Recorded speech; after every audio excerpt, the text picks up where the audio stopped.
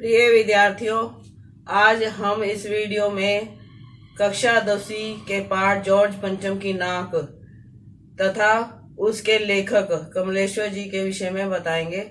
इससे पहले हम कक्षा 9वीं तथा 10वीं के अनेक वीडियोस बना चुके हैं। लिंक डिस्क्रिप्शन में है, आप उस पर जाकर उन्हें देख सकते हैं। तो आरंभ करते हैं कमलेश्वर जी का जीवन परिचय। लेखक कमलेश्वर जी नई कहानी के प्रमुख रचनाकार के रूप में प्रसिद्ध हैं। उनका जन्म सन 1932 में उत्तर प्रदेश के मैनपुरी में हुआ। शिक्षा इलाहाबाद विश्वविद्यालय से उन्होंने एमए की शिक्षा प्राप्त की। संपादन कार्य सारिका, दैनिक जागरण, दैनिक भास्कर पत्रिकाओं का संपादन किया। रचनाएं उनकी रचनाएं कहानी संग्रह हैं मांस का दरिया, कस्बे का आदमी, तलाश, जिंदा मुर्दे। प्रसिद्ध उपन्यास हैं वही बात, एक सड़क, 57 गालियां, कितने पाकिस्तान। नाटक अधूरी आवाज, चारुलता। तो ये उनकी प्रसिद्ध रचनाएं हैं। भाषागत विशेषताएं, तो उनकी रचनाओं में क्या विशेषता देखने को मिलती है? उनकी रचनाओं में अधिकतर उर्दू, अंग्रेजी तथा आंचलिक शब्दों का प्रयोग किया गया है। आंचलिक मतलब जिस क्षेत्र की से संबंधित कहानी लिख रहे हैं, समस्या लिख रहे हैं, उस क्षेत्र से संबंधित शब्दों का उनकी कहानी में प्रयोग हो जाना। लेखन विषय, उनके लेखन में अधिकतर सामान्य जन के जीवन की पीड़ाओं तथा समस्याओं का चित्रण किया गया है। पुरस्कार, उन्हें अनेक पुरस्कार प्राप्त हुए हैं। साहित्य अकादमी पुरस्कार, भारत सरकार द्वारा पद्म भूषण पुरस्कार भी प्राप्त हुआ है। उनकी मृत्यु 27 जनवरी 2007 को दिल का दौरा पड़ने से हुई। तो ये जानकारी थी कमलेश्वर जी के विषय में। अब हम पाठ के विषय में जानेंगे। जैसा कि नाम से ही पता चल रहा है, जॉर्ज पंचम की नाक। तो यहाँ जॉर्ज पंचम कौन थे? रानी एलिजाबेथ के पति। और नाक शब्द क्यों लगाया गया है?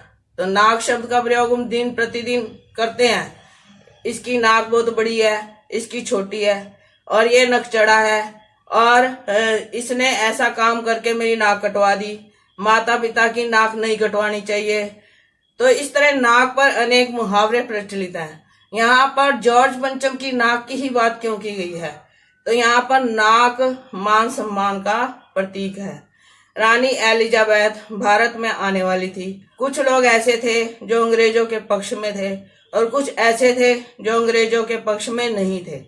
इंडिया गेट के पास जॉर्ज पंचम की एक लाट थी। लाट मतलब एक मूर्ति थी, और उस मूर्ति की नाक खतरे में थी, क्योंकि देश में जो लोग अंग्रेजों के विरुद्ध थे वे उस मूर्ति से नाक उड़ा देना चाहते थे, ताकि एलिजाबेथ को यह महसूस हो कि अब उनका भारत में कोई मान सम्मान नहीं है। परंतु जो लोग अंग्रेजों के पक्ष में थे, उन्हें उस नाक की सुरक्षा की बहुत अधिक चिंता थी। उन्हें ऐसा लग रहा था जब रानी एलिजाबेथ भारत में आएगी और वह अपने पति की लाट से नाक गायब पाएगी, तो उसे परेशानी होगी और वह क्रोधित भी हो सकती है। उसके क्रोध से बचने के लिए सरकारी महकमे के लोग, जिन्हें गुलामी करने की आदत पड़ चुकी थी, चिंतित हो गए।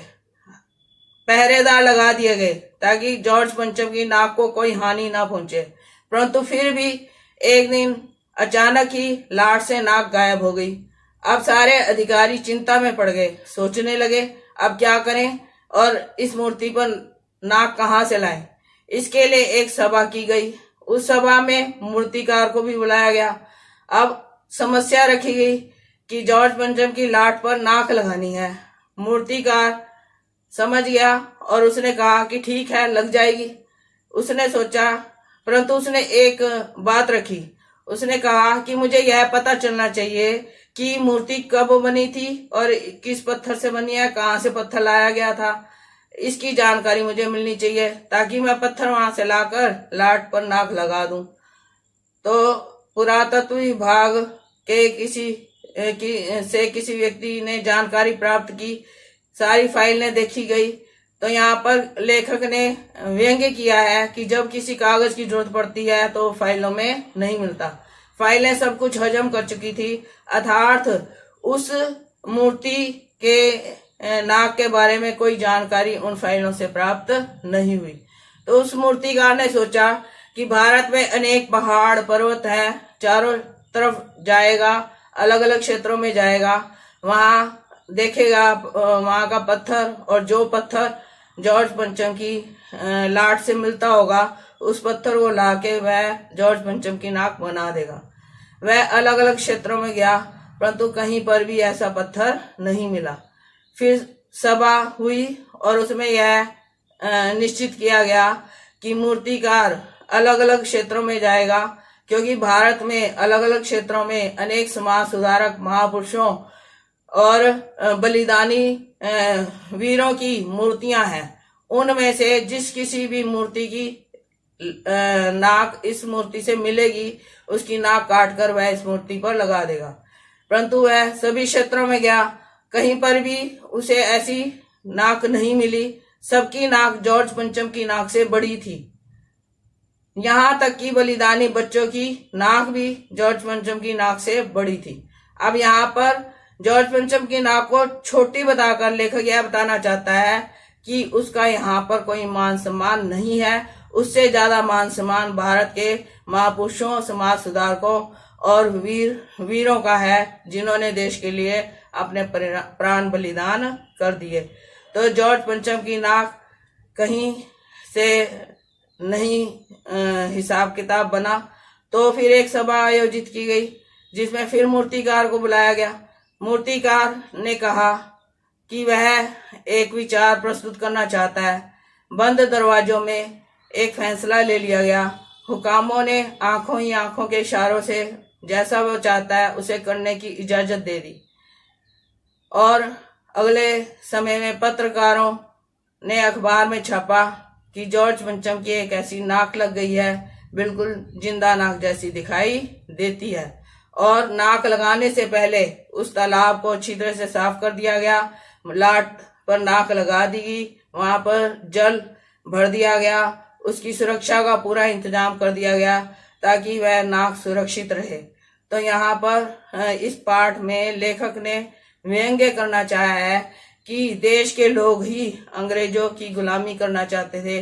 वे गुलामी मानसिकता के लोग थे।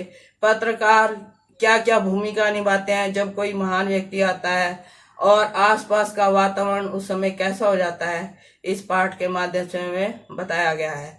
तो मुझे उम्मीद है कि आपको पूरे पाठ की समझ आ गई होगी। अगली वीडियोस में हम इसी पाठ का विस्तार से वर्णन करेंगे और अभ्यास कार्य भी करेंगे।